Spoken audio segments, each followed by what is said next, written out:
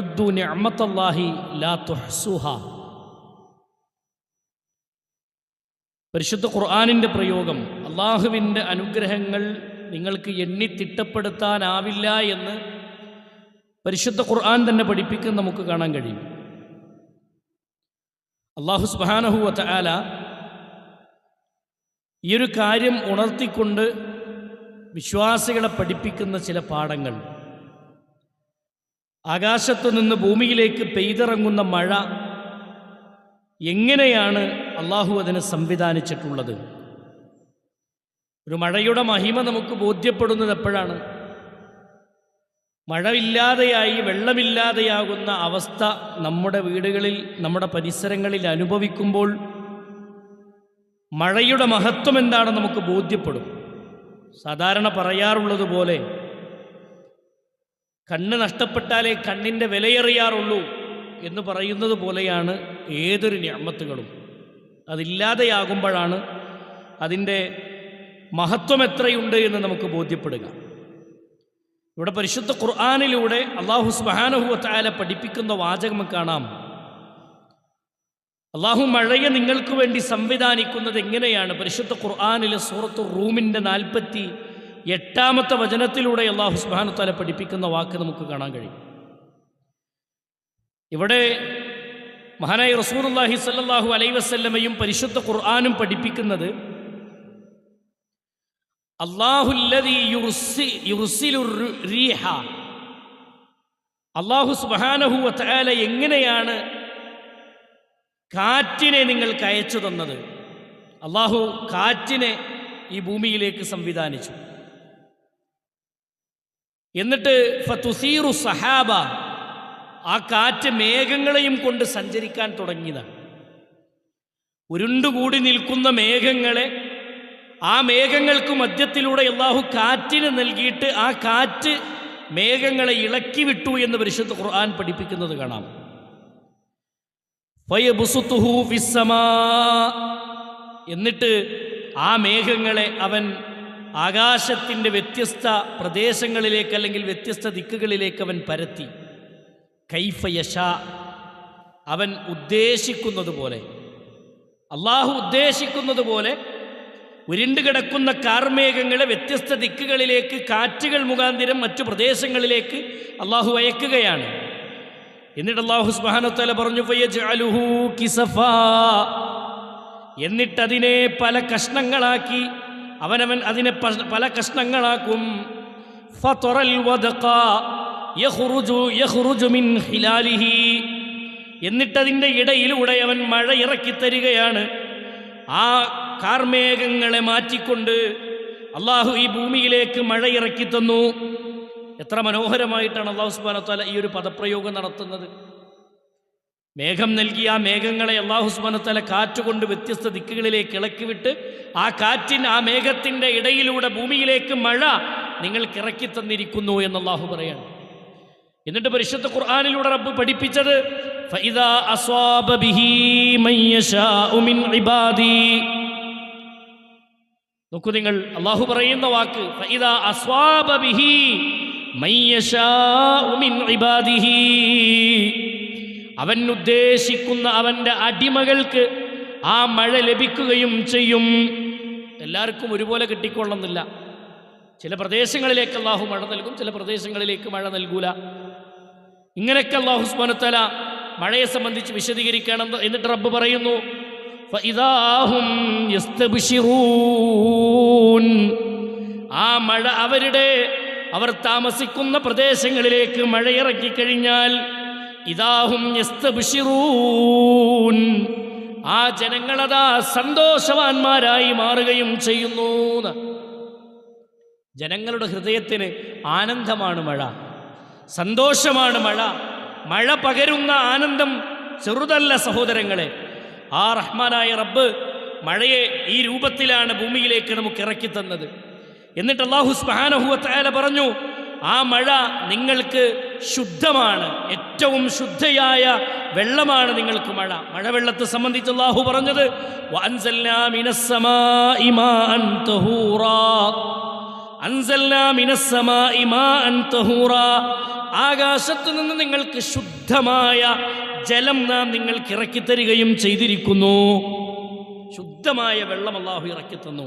ഒരായത്തിൽ അള്ളാഹു അങ്ങനെയാണ് പരാമർശിച്ചത്. മഴവെള്ളം തഹൂറാണ്, ശുദ്ധമായ വെള്ളമാണ്. രണ്ടാമത്തെ അള്ളാഹുവിൻ്റെ പദപ്രയോഗം നോക്കൂ നിങ്ങൾ. അനുഗ്രഹീത ജലമാണ് ഈ മഴവെള്ളം, അനുഗ്രഹമാണ് എന്ന് അള്ളാഹു പറഞ്ഞു. വഅൻസൽനാ മിനസ്സമാഇ മാഅൻ മുബാറക. മഴവെള്ളത്തെ അള്ളാഹു പ്രയോഗിക്കുന്നത് മാഅൻ മുബാറക, ഇത് ബർക്കത്തുള്ള വെള്ളമാണ്, അനുഗ്രഹീതമായ വെള്ളമാണ്. എന്നിട്ട് അള്ളാഹു പറഞ്ഞു ഫഅംബത്നാ ബിഹി ജന്നാത്തിൻ വഹബ്ബൽ ഹസീദ്.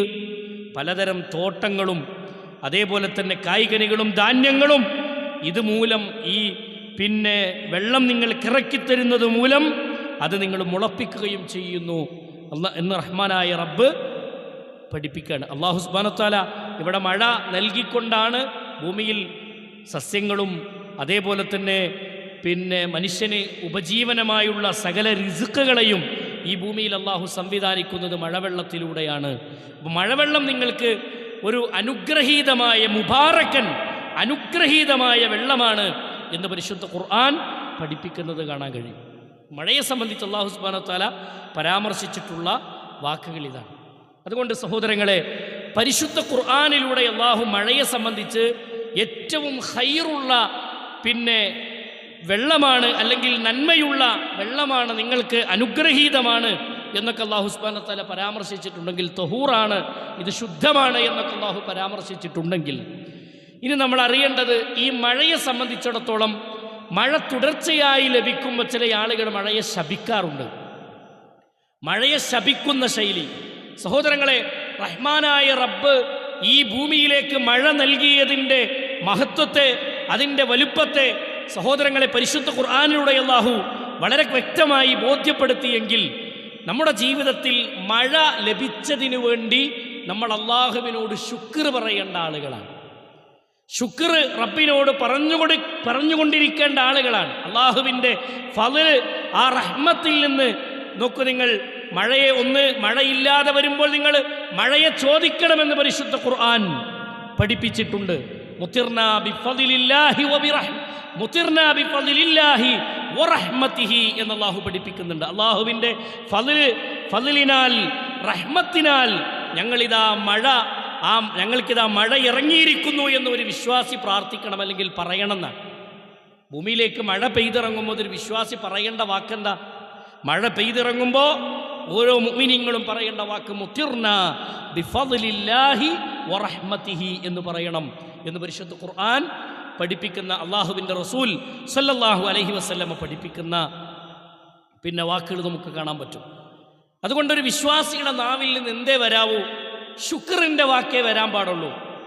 നന്മ നമ്മുടെ ജീവിതത്തിലേക്ക് ലഭിക്കുമ്പോൾ, അല്ലെങ്കിൽ അള്ളാഹു ഒരു ഖൈറിനെ നമുക്ക് നൽകുമ്പോൾ അതിന് അള്ളാഹുവിനോട് എന്ത് പറയണം? ശുക്റിൻ്റെ വാക്ക്, നന്മയുടെ വാക്ക് പറയണം. മുതിർനാ ബിഫളില്ലാഹി വറഹ്മതിഹി എന്ന് പറയണമെന്ന് മഹാനായ റസൂലുള്ളാഹി സ്വല്ലല്ലാഹു അലൈഹി വസല്ലം പഠിപ്പിച്ചു. എന്നിട്ട് ഇസ്ലാമിക ലോകത്തെ പണ്ഡിതന്മാർ പറഞ്ഞു, ശാപവാക്കുകൾ നിങ്ങൾ പ്രയോഗിക്കാൻ പാടില്ല. മഹാനായ റസൂലുള്ളാഹി സ്വല്ലല്ലാഹു അലൈഹി വസല്ലം പറഞ്ഞു, അല്ലാഹു പറഞ്ഞിരിക്കുന്നു അനദ്ദഹർ, ഞാനാണ് കാലം, നിങ്ങൾ കാലത്തെ കുറ്റം പറയരുത്. മഴയെ ശപിക്കുന്നവർ, മഴയെ പഴിച്ചു പറയുന്നവർ, ഒരു മഴ പെയ്തിറങ്ങുന്ന മഴയാണെങ്കിൽ നിൽക്കണില്ല എന്ന് ശപിച്ചുകൊണ്ട്, മഴയെ ശാപവാക്കുകൊണ്ട് മഴയെ ശപിക്കുന്ന ആളുകൾ ഭൂമിയിലുണ്ട്. സഹോദരങ്ങൾ, അതൊരു വിശ്വാസിക്ക് യോജിച്ചതല്ല. ഒരു വിശ്വാസിയെ സംബന്ധിച്ചിടത്തോളം അവൻ ശുക്റിൻ്റെ ആളാവണമെന്ന് മഹാനായ റസൂലുള്ളാഹി സ്വല്ലല്ലാഹു അലൈഹി വസല്ലം പഠിപ്പിച്ചു. നിങ്ങൾ നോക്കൂ, വെറും ഒരു ശുക്ർ എന്ന് പറഞ്ഞാൽ അൽഹംദുലില്ലാ എന്നുള്ള വാക്ക് മാത്രമല്ല. ഏതൊരു നിഅമത്തിനും നിങ്ങൾ അള്ളാഹ്ക്ക് ശുക്ർ കാണിക്കണം എന്ന് പറഞ്ഞാൽ അതിൻ്റെ അർത്ഥം എന്താ? നമുക്ക് നല്ലൊരു ഭവനുണ്ടായി, അള്ളാഹ്ക്ക് നിങ്ങൾ ശുക്ർ കാണിക്കണം. നല്ലൊരു കുടുംബം നമ്മുടെ ജീവിതത്തിൽ അള്ളാഹു നമുക്ക് സമ്മാനിച്ചിട്ടുണ്ട്, അള്ളാഹ്ക്ക് ശുക്ർ കാണിക്കണം. നല്ലൊരു ഭക്ഷണം അള്ളാഹു നമുക്ക് നൽകിയിട്ടുണ്ട്, അള്ളാഹ്ക്ക് ശുക്ർ കാണിക്കണം. ആ ശുക്ർ ഏതാ? പരിശുദ്ധ ഖുർആനിലൂടെ അള്ളാഹു പഠിപ്പിച്ചല്ലോ, വദ്കുറൂനി അദ്കുറുക്കും വഷ്കുറൂ ലീ വലാ തക്ഫുറൂൻ. വദ്കുറൂനി, നിങ്ങൾ എന്നെ ഓർത്താൽ അദ്കുറുക്കും, ഞാൻ നിങ്ങളെ ഓർക്കുന്നതാണ്. വഷ്കുറൂ ലീ, നിങ്ങൾ എനിക്ക് നന്ദി കാണിക്കണേ. വലാ തക്ഫുറൂൻ, നിങ്ങൾ എന്നോട് നന്ദികേട് കാണിക്കരുത് കേട്ടോ എന്നാണ്. എന്നോട് നിങ്ങൾ നന്ദി കേട് കാണിക്കരുത് എന്ന് പരിശുദ്ധ ഖുർആൻ പഠിപ്പിക്കുന്നത് കാണാം. അവിടെ നന്ദി എങ്ങനെയാണ് പ്രകടമാക്കേണ്ടത്? ഒരു വിശ്വാസിയെ സംബന്ധിച്ചിടത്തോളം ജീവിതത്തിൽ അള്ളാഹു ഒരു അനുഗ്രഹം തന്നാൽ ആ അനുഗ്രഹത്തിന് അൽഹംദുലില്ലാ എന്നൊരു വാക്ക് നന്ദിയുടെ വാക്കാണ്. അത് പറയുക മാത്രമല്ല നന്ദി.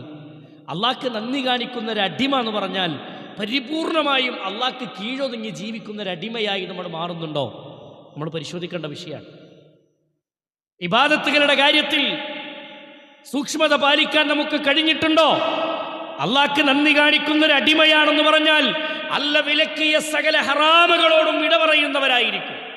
അള്ളാഹ്ക്ക് നന്ദി കാണിക്കുക എന്ന് പറഞ്ഞാൽ അള്ളാഹു ചെയ്യരുത് എന്ന് പറഞ്ഞൊരു കാര്യം ഒരു വിശ്വാസിയുടെ ജീവിതത്തിൽ ഉണ്ടാവില്ല, അത് ചെയ്യാൻ പാടില്ല. അതാണ് നന്ദി. നന്ദി എന്നുള്ളത് നാവുകൊണ്ട് മാത്രമല്ല, നാവുകൊണ്ട് മാത്രം പറഞ്ഞ് മൗനം പാലിച്ചിരിക്കലല്ല, മറിച്ച് നാവുകൊണ്ട് പറയുകയും അത് ജീവിതത്തിൽ നടപ്പിലാക്കുകയും റബ്ബിൻ്റെ കൽപ്പനകളെ ജീവിതത്തിൽ നടപ്പിലാക്കുകയും ചെയ്യണമെന്നാണ്. വെറും നാവുകൊണ്ട് മാത്രം നന്ദി പറഞ്ഞ് അമലുകളിലേക്കും ഇബാദത്തുകളിലേക്കുമൊന്നും ശ്രദ്ധിക്കാതെ ജീവിക്കുന്ന ആളുകളെ സംബന്ധിച്ച് ഇസ്ലാമിക ലോകത്തെ പണ്ഡിതന്മാർ പറഞ്ഞു, ശുക്റുൽ കദ്ദാബീൻ, അത് കദ്ദാബുകളുടെ ശുക്റാണെന്നാണ്. കദ്ദാബുകളുടെ ശുക്റാണ്. മഴ കിട്ടി അൽഹംദുലില്ലാ. ആ മഴ തന്ന റബ്ബ് നിസ്കാരത്തിന് പള്ളിയിലെത്താൻ പറഞ്ഞതിൽ ശ്രദ്ധിക്കാറുണ്ടോ? ആ മഴ തന്ന റബ്ബ്, ആ റഹ്മാനായ റബ്ബ് മഴ കിട്ടിയപ്പോഴേക്ക് അൽഹംദുലില്ലാ എന്ന് നമ്മൾ നാവ് കൊണ്ട് പറഞ്ഞിട്ടുണ്ടെങ്കിൽ ആ മഴ തന്ന റബ്ബ് പലിശ അരുത് എന്ന് പഠിപ്പിച്ചിട്ടില്ലേ? ആ പലിശയുടെ വിഷയത്തിൽ നിലപാടുകൾ നന്നാക്കിയിട്ടുണ്ടോ? ശിർക്കിന്റെ ഗൗരവത്തെ ദീന് പഠിപ്പിച്ചപ്പോൾ ആ ഗൗരവം ഉൾക്കൊള്ളാൻ നമുക്ക് കഴിഞ്ഞിട്ടുണ്ടോ? നിങ്ങൾ ഹറാമ് സംസാരിക്കരുതെന്ന റബ്ബിന്റെ കൽപ്പന ജീവിതത്തിൽ പാലിക്കാൻ നമുക്ക് കഴിഞ്ഞിട്ടുണ്ടോ? സഹോദരങ്ങളെ, ഇങ്ങനെ അള്ളാഹു വിലക്കിയതിൽ നിന്ന് വിട്ടു നിൽക്കുകയും അള്ളാഹു പുണ്യമായി പഠിപ്പിച്ചതിലേക്ക് അടുക്കുകയും ചെയ്യലാണ് ഒരു നന്ദിയുള്ള ഒരു വിശ്വാസിയുടെ ശൈലി എന്ന് പരിശുദ്ധ ദീനുൽ ഇസ്ലാം പഠിപ്പിച്ചു തരുന്നുണ്ട്. അതുകൊണ്ട് യഥാർത്ഥ രൂപത്തിൽ മനസ്സുകൊണ്ടും കർമ്മങ്ങൾ കൊണ്ടും നാവ് കൊണ്ടും എല്ലാ മേഖലകളിലും ശുക്ർ പ്രകടമാകണം, നന്ദി പ്രകടമാകണമെന്ന് പരിശുദ്ധ ഖുർആനിലൂടെ അല്ലാഹു സുബ്ഹാനഹു വ തആല പഠിപ്പിക്കുന്നുണ്ട്. നിങ്ങൾ നോക്കൂ, അള്ളാഹുവിനെ പറ്റി നല്ല വിചാരങ്ങളും നല്ല ചിന്തകളും ഉണ്ടാകണം എന്ന് പരിശുദ്ധ ഖുർആൻ പഠിപ്പിക്കുന്നുണ്ട്. അള്ളാഹു തുടർച്ചയായി മഴ തരുമ്പോൾ ആ മഴയെ ശപിക്കുകയല്ല. പരിശുദ്ധ ഖുർആനിലൂടെ അള്ളാഹു പഠിപ്പിച്ചു, വലൗ അന്ന അഹ്ലൽ ഖുറാ ആമനൂ വത്തഖൗ ലഫതഹ്നാ അലൈഹിം ബറകാത്തിൻ മിനസ് സമാ. ഒരു പ്രദേശവാസികൾ, ഒരു നാട്ടുകാർ, അവർ വിശ്വസിക്കുകയും തഖ്വയിൽ അധിഷ്ഠിതമായി ജീവിക്കുകയും ചെയ്താൽ, പരിശുദ്ധ ഖുർആൻ പ്രയോഗിക്കുകയാണ് വലൗ അന്ന അഹ്ലൽ ഖുറാ, ഒരു നാട്ടുകാർ അല്ലെങ്കിൽ ഒരു പ്രദേശവാസികൾ, ആമനു അവർ വിശ്വസിച്ചവരാണ്, വത്തഖൗ അവർ തഖ്വയോടുകൂടി ജീവിച്ചവരാണെങ്കിൽ, ലഫതഹ്നാ അലൈഹിം ബറകാത്തിൻ മിനസ് സമാ, ആകാശത്ത് നിന്ന് ഭൂമിയിലേക്ക് അവർക്ക് നാം ബറക്കത്തിനെ, നോക്കൂ നിങ്ങൾ, റഹ്മത്തിനെ അല്ലാഹു ഇറക്കിത്തരും. മഴ ലഭിക്കുന്നത് അല്ലാഹു സുബ്ഹാനഹു വ തആല, മഴ നിങ്ങൾക്ക് അനുഗ്രഹമായി മാറുന്നത് എപ്പോഴാണ്? മഴ നിങ്ങൾക്ക് അനുഗ്രഹമായി മാറുന്നത് നിങ്ങൾ നന്ദിയുള്ള അടിമകളായി ജീവിക്കുമ്പോൾ അല്ലാഹു നിങ്ങൾക്ക് മഴയെ അനുഗ്രഹമായി നൽകും. സഹോദരങ്ങളെ, വിണ്ണിൽ നിന്ന് മണ്ണിലേക്ക് അനുഗ്രഹമുള്ളതാണ് മഴ എന്നുള്ളത് പരിശുദ്ധ ദീനുൽ ഇസ്ലാം പഠിപ്പിച്ചതാണെങ്കിൽ, ആ മഴ ഒരു വിശ്വാസിക്ക് അനുഗ്രഹമായി മാറുന്നത് എപ്പോഴാണ്? അള്ളാഹു പഠിപ്പിച്ചത് തഖ്വയുള്ള ഈമാനുള്ള വിശ്വാസരംഗത്ത് തകരാറുകൾ പറ്റാതിരിക്കുമ്പോൾ അവർക്ക് അള്ളാഹു മഴയെ അനുഗ്രഹമാക്കി അള്ളാഹു ഇറക്കി കൊടുക്കും. സഹോദരങ്ങളെ, ചിലർ മഴയെ സംബന്ധിച്ച് യോഗ്യത എന്ന നിലക്ക് സംസാരിക്കാറുണ്ട്. തമാശക്കെങ്കിലും ഞാൻ വന്നപ്പോഴാണ് മഴ പെയ്തത്, ഞാനില്ലെങ്കിൽ മഴയില്ല എന്ന രൂപത്തിലൊക്കെ ശൈലി, തമാശക്ക് പോലും നമ്മൾ പ്രയോഗിക്കാൻ പാടില്ലാത്ത വാക്കുകളാണ്. നമ്മൾ സൂക്ഷിക്കേണ്ട, ശ്രദ്ധിക്കേണ്ട വാക്കുകളാണ് അത്തരം ഒരാളുടെ യോഗ്യത അളന്നിട്ടല്ല അല്ലാഹു സുബ്ഹാനഹു വ തആല മഴ നൽകുന്നതും നൽകാതിരിക്കുന്നതും. മഴയെ അല്ലാഹു നിങ്ങൾക്ക് അനുഗ്രഹമാക്കി തന്നിട്ടുണ്ടെങ്കിൽ അത് ഒരു പറ്റം ആളുകൾക്ക് അല്ലാഹു പിന്നെ ബറക്കാത്തിനെ, ആകാശത്ത് നിന്ന് ബറക്കത്തായി മഴ തരണമെങ്കിൽ ആ നാട്ടുകാർക്ക് അല്ലാഹു ഒരു ക്വാളിറ്റി പഠിപ്പിച്ചു. ഒരു ജനത എങ്ങനെ ജീവിക്കണം? തൗഹീദുള്ളവരാകണം, തഖ്വയുള്ളവരാകണം. എങ്കിൽ ആ മഴ നിങ്ങൾക്ക് അനുഗ്രഹമായി നൽകും. സഹോദരങ്ങളെ, മഴ പരീക്ഷണമായി കൂടി വരാറുണ്ട് എന്ന് പരിശുദ്ധ ദീനുൽ ഇസ്ലാം നമുക്ക് പഠിപ്പിച്ചു തരുന്നുണ്ട്. ദുർജനങ്ങളുള്ള പ്രദേശങ്ങളെ എന്ന് മാത്രമല്ല അല്ലാഹു സുബ്ഹാനഹു വ തആല അവിടെ പ്രയോഗിച്ചത്. മഴ പരീക്ഷണമായി മാറും, വിശ്വാസികൾക്ക് മഴ പരീക്ഷണമായി മാറും. അതെപ്പോഴാണ്?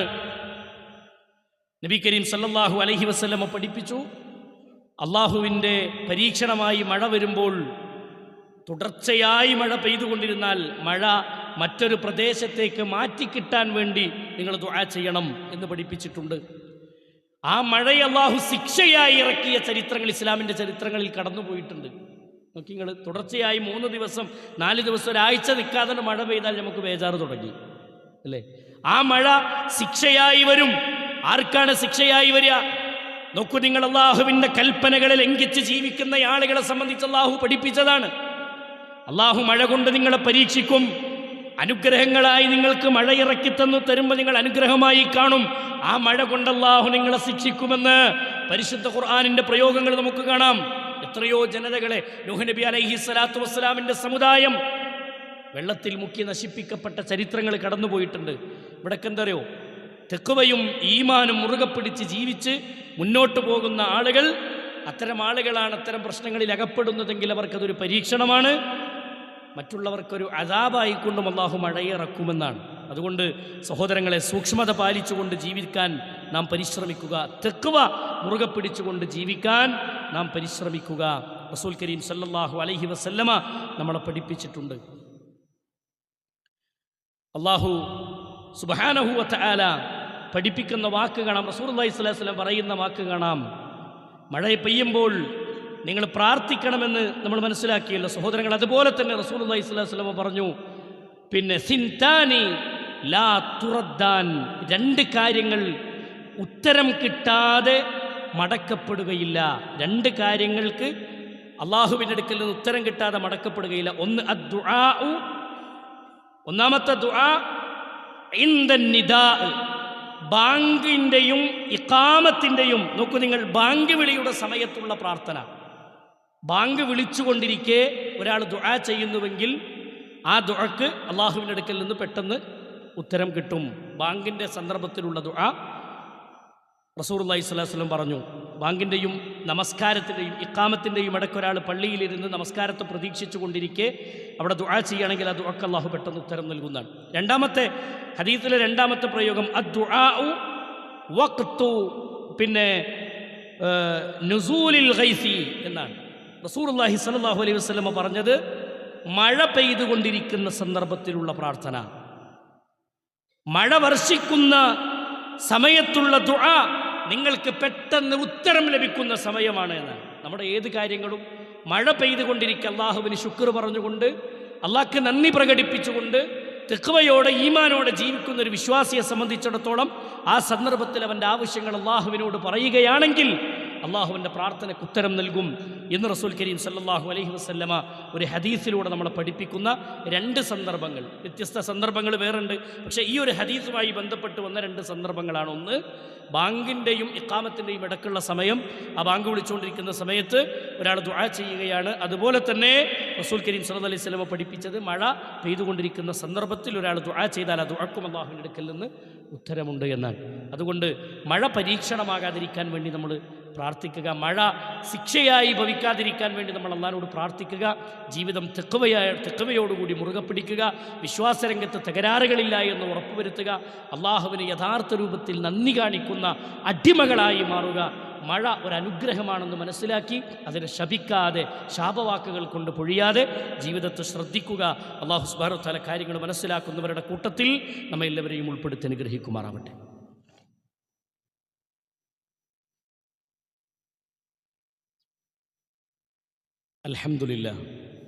അൽഹംദുലില്ലാഹി റബ്ബിൽ ആലമീൻ, വസ്സലാത്തു വസ്സലാമു അലാ അഷ്റഫിൽ അംബിയാഇ വൽ മുർസലീൻ നബിയ്യിനാ മുഹമ്മദിൻ വഅലാ ആലിഹി വസഹ്ബിഹി അജ്മഈൻ, അമ്മാ ബഅദ്. ഇത്തഖുല്ലാഹ ഇബാദല്ലാഹ്, ഊസിക്കും സാനിയം ബിത്തഖ്വല്ലാഹ്. പ്രിയമുള്ള സഹോദരങ്ങളെ, സുഹൃത്തുക്കളെ, കഴിഞ്ഞ ഖുതുബയിൽ നമ്മൾ മനസ്സിലാക്കിയ ജമാഅത്ത് നമസ്കാരവുമായി ബന്ധപ്പെട്ടുകൊണ്ടുള്ള ഒരു പ്രധാന വിഷയം, ജമാഅത്ത് നമസ്കാരത്തിൽ കൃത്യമായി പങ്കെടുക്കുന്നതിൻ്റെ മഹിമയും മഹത്വവും എത്രത്തോളമുണ്ട് എന്ന് കഴിഞ്ഞ ഖുതുബയിലെ ഹദീസുകളിൽ നമ്മൾ മനസ്സിലാക്കിയതാണ്. അതുപോലെ തന്നെ പരിശുദ്ധ ഖുർആനിലൂടെ അല്ലാഹു സുബ്ഹാനഹു വ തആല പഠിപ്പിച്ച വാചകമാണ് വഅഖീമുസ് സ്വലാത്ത വആത്തുസ് സകാത്ത വർക്കഉ മഅർ റാക്കിഈൻ. അത് ഖുർആനിൻ്റെ പ്രയോഗമാണ്.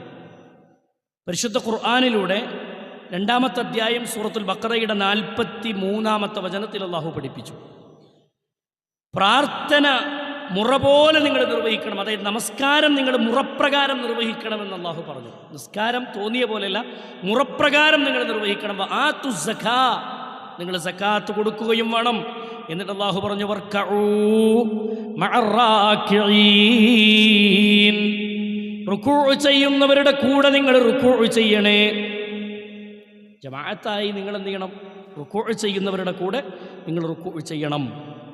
ജമാഅത്തായി നിങ്ങൾ നിസ്കരിക്കണമെന്ന് പരിശുദ്ധ ഖുർആനിലൂടെ അല്ലാഹു സുബ്ഹാനഹു വ തആല പഠിപ്പിക്കുന്നത് നമുക്ക് കാണാൻ കഴിയും.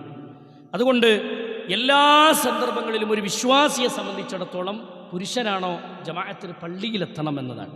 റസൂലുള്ളാഹി സ്വല്ലല്ലാഹു അലൈഹി വസല്ലമ പഠിപ്പിക്കുന്ന ഹദീസ് മഹാനായ അബൂ ഹുറൈറ റളിയല്ലാഹു അൻഹുവിൽ നിന്ന് നിവേദനം ചെയ്യുന്ന ഹദീസിൽ കാണാം, ഒരു സന്ദർഭത്തിൽ നബി സല്ലല്ലാഹു അലൈഹി വസല്ലമ ജമാഅത്തിന് പള്ളിയിലെത്താത്ത ആളുകളുടെ വീടിനെ ചുട്ടുകരിക്കാൻ ഞാൻ ആഗ്രഹിക്കുന്നു എന്ന് പറഞ്ഞു. അതായത് ആ വീട്ടിൽ സ്ത്രീകളും പുരുഷന്മാരും ഇല്ലായിരുന്നുവെങ്കിൽ ഈ നിസ്കാരത്തിൻ്റെ നേതൃത്വം ഒരു സ്വഹാബിയെ ഏൽപ്പിച്ചിട്ട് ഇമാമത്തിന് നിർത്തിയിട്ട് നമസ്കാരക്കാൻ പള്ളിയിലേക്ക് വരാതെ വീട്ടിലിരിക്കുന്ന വീട് ചുട്ടുകരിക്കാനാണ് ഞാൻ ആഗ്രഹിക്കുക എന്ന് ഹബീബായ റസൂലുള്ളാഹി സ്വല്ലല്ലാഹു അലൈഹി വസല്ലം പഠിപ്പിക്കുന്ന ഹദീസുകൾ നമുക്ക് കാണാൻ കഴിയും. നമുക്ക് നമ്മൾ കേട്ട് ശീലമുള്ള ഹദീസ് എന്ന നിലക്ക് ഞാനിൻ്റെ വിശാല ചർച്ചയിലേക്ക് പോകുന്നില്ല. ഇസ്ലാമിക ചരിത്രങ്ങൾ എടുത്ത് പരിശോധിച്ചാൽ കാണാം, അന്ധനായ ഉമ്മു മക്തൂം റളിയല്ലാഹു അൻഹു, കണ്ണ് കാണാത്ത അബ്ദുല്ലാഹിബ്നു ഉമ്മു മക്തൂം റളിയല്ലാഹു അൻഹു, അബ്ദുല്ലാഹിബ്നു ഉമ്മു മക്തൂം റളിയല്ലാഹു അൻഹു റസൂലിനോട് വന്ന് ചോദിച്ച ചോദ്യം എത്ര തവണ നമ്മൾ കേട്ടിട്ടുണ്ട്, എത്ര തവണ നമ്മൾ കേട്ടിട്ടുണ്ട്. പള്ളിയിലേക്ക് വരാൻ റസൂലിനോട് വന്ന് ചോദിക്കാണ്, റസൂലേ സുബഹിന്റെ നേരത്ത് എൻ്റെ കൈ പിടിച്ച് പള്ളിയിലേക്ക് വരാൻ ആളുകളില്ല റസൂലേ, ഞാൻ എന്തു ചെയ്യണം? അള്ളാഹുവിൻ്റെ റസൂൽ സല്ലല്ലാഹു അലൈഹി വസല്ലമ സ്വഹാബിയോട് ചോദിച്ചത് കണ്ണു കാണാത്ത മഹാനായ അബ്ദുല്ലാഹിബ്നു ഉമ്മു മക്തൂമിനോട് ചോദിക്കുന്നത്, നിന്റെ വീട്ടിലേക്ക് ബാങ്ക് കേൾക്കാറുണ്ടോന്നാണ്. ബാങ്ക് കേൾക്കുന്നുണ്ടെങ്കിൽ നീ പള്ളിയിലെത്തണം. നോക്ക് നിങ്ങൾ, എന്തെല്ലാം സംവിധാനങ്ങളുണ്ട്, എന്തെല്ലാം സൗകര്യങ്ങളുണ്ട്. വെളിച്ചമുള്ള പിന്നെ പകല് പോലെ തെളിഞ്ഞ ദിവസങ്ങളായി നമ്മുടെ സുബഹിൻ്റെ ജമാഅത്തിൻ്റെ സന്ദർഭങ്ങൾ നമുക്ക് കഴിഞ്ഞു പോകാറുണ്ട്. വാഹന സൗകര്യങ്ങളുള്ള എല്ലാ സംവിധാനങ്ങളുമുള്ള ആളുകളായിട്ടും ജമാഅത്തിന് സുബഹിക്ക് പോലും പള്ളിയിലെത്താൻ കഴിയുന്നില്ല. അപ്പോൾ നമ്മുടെ നാട്ടിൽ എല്ലാവരും പ്രശ്നങ്ങൾ പറയപ്പെടാ, ജോലി പോണ ടൈം ഞാൻ പിന്നെ ളുഹറിന് ഞാൻ ഉണ്ടാവില്ല, ജോലി തിരക്കിലാണ്, ജോലി സ്ഥലത്തായിരിക്കും, അതൊരു ഉദറാണ്. അസറിനുണ്ടാവില്ല, ഞാൻ ജോലി തിരക്കിലായിരിക്കും. മഗ്രിബോ എന്തെങ്കിലുമൊക്കെ കാരണങ്ങൾ ഉദറുകൾ നമ്മൾ പറയും. സുബഹിക്ക് എന്ത് ഉദറ് പറയാനുണ്ട്, ഇശാഇന്റെ ജമാഅത്തിന് എന്ത് ഉദറ് പറയാനുണ്ട്. അതുകൊണ്ട് സഹോദരങ്ങളെ, അള്ളാഹുവിൻ്റെ റസൂൽ സല്ലല്ലാഹു അലൈഹി വസല്ലം അബ്ദുല്ലാഹിബ്നു ഉമ്മു മക്തൂമിനോട് പറഞ്ഞ വാക്ക്, കണ്ണ് കാണില്ല എന്നൊരു ഉദറ് പറഞ്ഞിട്ടും റസൂലുള്ളാഹി പറഞ്ഞത് സല്ലല്ലാഹു അലൈഹി വസല്ലം വീട്ടിലേക്ക് ബാങ്ക് കേൾക്കുന്നുണ്ടോ പള്ളിയിലെത്തണം എന്നാണ്. അബ്ദുല്ലാഹിബ്നു ഉമ്മു മക്തൂം റളിയല്ലാഹു അൻഹു തപ്പിപ്പിടിച്ച് ജമാഅത്തിന് പള്ളിയിലെത്തിയ ചരിത്ര സംഭവങ്ങൾ ഇസ്ലാമിൻ്റെ ചരിത്രങ്ങളിൽ ഉണ്ടെങ്കിൽ നമ്മൾ എവിടെയാണ് ശ്രദ്ധിക്കുന്നത്, എവിടെയാണ് നമ്മൾ സൂക്ഷിക്കുന്നത് എന്ന് നമ്മൾ തിരിച്ചറിയുക. പരിശുദ്ധ ഖുർആനിലൂടെ അല്ലാഹു സുബ്ഹാനഹു വ തആല പല സ്ഥലങ്ങളിലായി അല്ലാഹു സുബ്ഹാനഹു വ തആല പറഞ്ഞു, നിങ്ങൾ ഇഖാമിസ് സ്വലാഹ്, നിസ്കാരത്തെ നിങ്ങൾ മുറുകെ പിടിക്കണം. എത്ര സ്ഥലങ്ങളിൽ അല്ലാഹു പറഞ്ഞു. അവിടെ മുറുകെ പിടിക്കുക എന്ന് പറഞ്ഞാൽ റസൂലുള്ളാഹി പറഞ്ഞതുപോലെ നിസ്കരിക്കണം. പറഞ്ഞല്ലോ, 25 ഇരട്ടി കൂലിയുടെ ഹദീസ്, 27 ഇരട്ടി പ്രതിഫലത്തിൻ്റെ ഹദീസ്. ഈ ഹദീസുകളൊന്നും വേണ്ടെന്ന് വെക്കുന്ന ആളുകളുണ്ട്. അരുത് സഹോദരങ്ങളെ, ജമാഅത്തിന് പള്ളിയിലെത്തുക എന്നുള്ളത് പുരുഷനെ സംബന്ധിച്ചിടത്തോളം നിർബന്ധമാണ്. ആ വരുന്ന സന്ദർഭത്തിൽ അടുക്കും ചിട്ടയും ഉണ്ടാവണം എന്നുള്ളത് നബി സല്ലല്ലാഹു അലൈഹി വസല്ലം പഠിപ്പിച്ചതാണ്. കഴിഞ്ഞ ഖുതുബയിൽ നമ്മൾ പറഞ്ഞല്ലോ, റസൂലുള്ളാഹി സ്വല്ലല്ലാഹു അലൈഹി വസല്ലമയുടെ ഹദീസുകൾ ഓരോന്ന് നമ്മൾ മനസ്സിലാക്കി. ഓരോന്നും പള്ളിയിലേക്ക് വരുന്നതിൻ്റെ ഫലം, ഒരു കാലെടുത്ത് വെക്കുമ്പോൾ ദറജ ഉയരുകയാണ്, മറ്റൊരു കാലെടുത്ത് വെക്കുമ്പോൾ നമ്മുടെ പാപങ്ങൾ പൊറുക്കുകയാണ്. നടന്നു വരുന്നതിൻ്റെ കൂലി പറഞ്ഞു, വളൂ ചെയ്ത് വരുന്നതിൻ്റെ പ്രതിഫലം പറഞ്ഞു. അതേപോലെ തന്നെ നല്ല വസ്ത്രം ധരിച്ചുകൊണ്ട് നിങ്ങൾ ജമാഅത്തിന് പള്ളിയിലെത്തണം എന്ന് റസൂലുള്ളാഹി സ്വല്ലല്ലാഹു അലൈഹി വസല്ലം പഠിപ്പിച്ചു. പരിശുദ്ധ ഖുർആനിലൂടെ അല്ലാഹു പറഞ്ഞു, നിങ്ങൾ നമസ്കാരത്തിന് വേണ്ടി വസ്ത്രം ധരിക്കുന്ന ആളുകളാവണം എന്ന് പറഞ്ഞാൽ നല്ല വസ്ത്രം, വൃത്തിയുള്ള ശുദ്ധിയുള്ള വസ്ത്രം ധരിക്കണം എന്നാണ്. അള്ളാഹുവിൻ്റെ അടുക്കൽ ഒരു സംസാരത്തിന് വേണ്ടി അല്ലെങ്കിൽ റബ്ബിനോട് ദുആ ചെയ്യാൻ വേണ്ടി, പ്രാർത്ഥിക്കാൻ വേണ്ടി അല്ലാഹു പഠിപ്പിച്ചൊരു ഇബാദത്തിലേക്ക് നമ്മൾ പ്രവേശിക്കുമ്പോൾ അള്ളാഹുവിൻ്റെ മുന്നിൽ നിന്ന് റബ്ബിനോട് ഏറ്റവും അടുക്കുന്ന സന്ദർഭമാണ് സുജൂദും അതുപോലെയുള്ള ഇബാദത്തുകൾ. ആ സന്ദർഭങ്ങളിലൊക്കെ റബ്ബിൻ്റെ മുന്നിൽ വന്ന് നമ്മൾ ഇബാദത്ത് ചെയ്യുന്ന ആ ഇബാദത്തിലേക്ക് നമ്മൾ പ്രവേശിക്കുന്ന സമയത്ത് വൃത്തിയുള്ള വസ്ത്രം ധരിക്കുക എന്നുള്ളത് പ്രധാനമാണ്. കള്ളിത്തിരി ഉടുത്ത് അല്ലെങ്കിൽ കീറിയ വസ്ത്രം ധരിച്ച് ഇല്ലാഞ്ഞിട്ടല്ല, ഇല്ലാത്തൊരാളാണെങ്കിൽ പ്രയാസമല്ല, ഇല്ലാഞ്ഞിട്ടല്ല, ഉണ്ട്, നല്ല വസ്ത്രം വീട്ടിലുണ്ട്, പക്ഷെ അതില്ല. ജോലിക്ക് പോകുമ്പോൾ എടുക്കണേ രാത്രി വീട്ടിലെടുക്കുന്ന കള്ളി വസ്ത്രം എടുത്തിട്ടല്ല നമ്മൾ പള്ളിക്ക് വരേണ്ടത്. അതൊരു വൃത്തിയും വെടുപ്പും അവിടെ കാത്തു സൂക്ഷിക്കണം. നമസ്കാരത്തിന് വേണ്ടി പ്രത്യേകം അലങ്കാര വസ്ത്രം ധരിക്കുക. അലങ്കാരം എന്നാൽ ശുദ്ധിയുള്ള നല്ല വസ്ത്രം ധരിച്ചു കൊണ്ടുവരാൻ നമ്മൾ പരിശ്രമിക്കുക. ഇസ്ലാമിക വേഷം ഏത് സമയത്തും അനിവാര്യമാണ് ഒരു പുരുഷനെ സംബന്ധിച്ചിടത്തോളം. ചില ആളുകളെങ്കിലും പള്ളിയിലെത്തുമ്പോൾ ആ പാൻ്റൊന്ന് മടക്കിയേക്കണ സമ്പ്രദായം കാണാം. അള്ളാൻ്റെ റസൂൽ അത് പഠിപ്പിച്ചിട്ടില്ല. പള്ളിയിലെത്തിയിട്ടൊരു പാൻറ്റ് മടക്കിയേക്കുക, പള്ളിയിൽ നിന്ന് പുറത്ത് കണ്ടിറങ്ങുമ്പോൾ പിന്നെ ആ പാൻറ്റ് താഴത്തേക്കൻ്റെ താഴ്ത്ത്. ആരാ പഠിപ്പിച്ച്? നെരിയാണിക്ക് താഴെ വസ്ത്രം വലിച്ചിടക്കുന്നത് ഫിന്നാർ നരകത്തിലാണ് എന്ന് റസൂലുള്ളാഹി സ്വല്ലല്ലാഹി അലൈഹി വസല്ലം പഠിപ്പിച്ചിട്ടില്ലേ? ഇല്ല പ്രിയമുള്ളവരെ, ആ ഒരു കാര്യത്തിൽ നമ്മൾ എത്ര ശ്രദ്ധ പുലർത്തുന്നുണ്ട് എന്ന് നമ്മളൊന്ന് ആലോചിച്ച് നോക്കി. നമ്മുടെ വസ്ത്രങ്ങൾ ഉയരണം, നെരിയാണിക്ക് മുകളിലേക്ക് നമ്മുടെ വസ്ത്രം കയറി നിൽക്കണം. പുരുഷന്മാരോട് റസൂലുള്ളാഹി സ്വല്ലല്ലാഹി അലൈഹി വസല്ലം പഠിപ്പിച്ച വസ്ത്രത്തിൻ്റെ ശൈലി അത് പാലിക്കണം. നമ്മുടെ നാട്ടിൽ റസൂലുള്ളാഹി സ്വല്ലല്ലാഹി അലൈഹി വസല്ലം വിലക്കിയൊരു സംഭവമാണെന്ത്?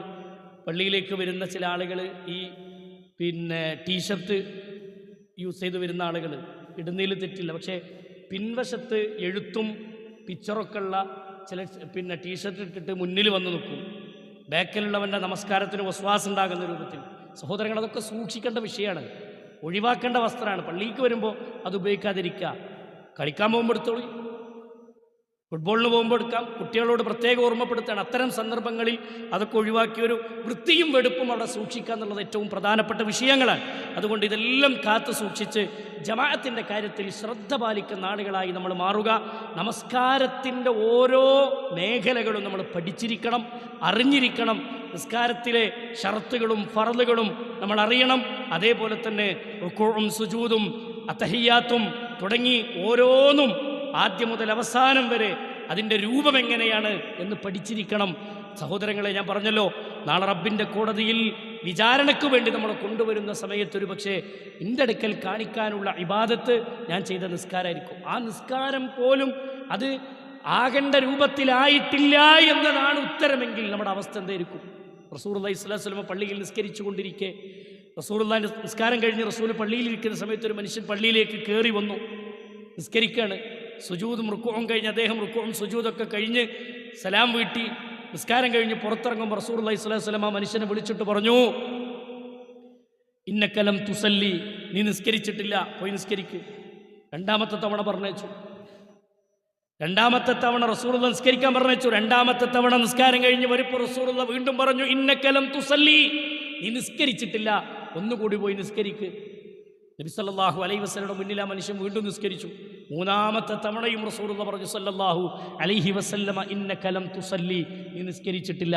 ഈ സ്വഹാബി ചോദിച്ചു, റസൂലേ, ഞാൻ അറിയുന്ന രൂപത്തിൽ നിസ്കരിച്ചു, എങ്ങനെയാണ് റസൂലേ ഞാൻ നിസ്കരിക്കേണ്ടത്? അവിടെ റസൂൽ നമസ്കാരം പഠിപ്പിക്കുന്നുണ്ട്. നിസ്കാരത്തിൻ്റെ അടക്കവും ഒതുക്കവും തുമഅനീനത്തോടെ, അടക്കത്തോടെ ഒതുക്കത്തോടെ നിങ്ങൾ നിസ്കരിക്കണമെന്ന നിസ്കാരത്തിൻ്റെ കൈഫിയത്തിന്, അതിൻ്റെ രൂപത്തെ സംബന്ധിച്ച് റസൂലുള്ളാഹി സ്വല്ലല്ലാഹു അലൈഹി വസല്ലം പഠിപ്പിക്കുന്നുണ്ട്. നോക്കി നിങ്ങൾ, അതൊക്കെ വ്യക്തമായി പഠിച്ചും അറിഞ്ഞും ആ ഇബാദത്തിലേക്ക് നമ്മൾ പ്രവേശിക്കണം.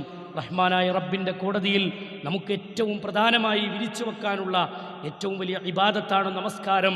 സഹോദരങ്ങളെ, സ്വർഗത്തിലേക്ക് കാലെടുത്തു വെക്കണമെങ്കിൽ തൗഹീദും നമസ്കാരവും അനിവാര്യമാണ് എന്ന തിരിച്ചറിവ് നമുക്കുണ്ടാവുക. റഹ്മാനായ റബ്ബ് കാര്യങ്ങൾ മനസ്സിലാക്കുന്ന യഥാർത്ഥ മുത്തഖീങ്ങളിൽ, മുവഹ്ഹിദീങ്ങളിൽ അല്ലാഹു നമ്മെ എല്ലാവരെയും ഉൾപ്പെടുത്തി അനുഗ്രഹിക്കുമാറാവട്ടെ.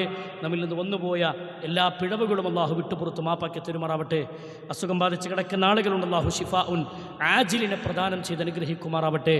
ഇസ്ലാം പഠിപ്പിച്ചിട്ടുള്ള എല്ലാ ഇബാദത്തുകളും അതിൻ്റെ മുറപ്രകാരം നിർവഹിക്കാനുള്ള തൗഫീഖ് അല്ലാഹു നമുക്ക് പ്രദാനം ചെയ്ത് അനുഗ്രഹിക്കുമാറാവട്ടെ. റഹ്മാനായ റബ്ബ് മാരകമായ രോഗങ്ങളിൽ നമ്മളെ കാത്തിരക്ഷിക്കുമാറാവട്ടെ. മഴ പരീക്ഷണമായി, ശിക്ഷയായി ഇറങ്ങാതിരിക്കാൻ റഹ്മാനായ റബ്ബ് നമ്മളെ സഹായിക്കുമാറാവട്ടെ. اللهم اغفر للمؤمنين والمؤمنات والمسلمين والمسلمات الأحياء منهم والأموات إنك مجيب دعوات يا قاضي الحاجات.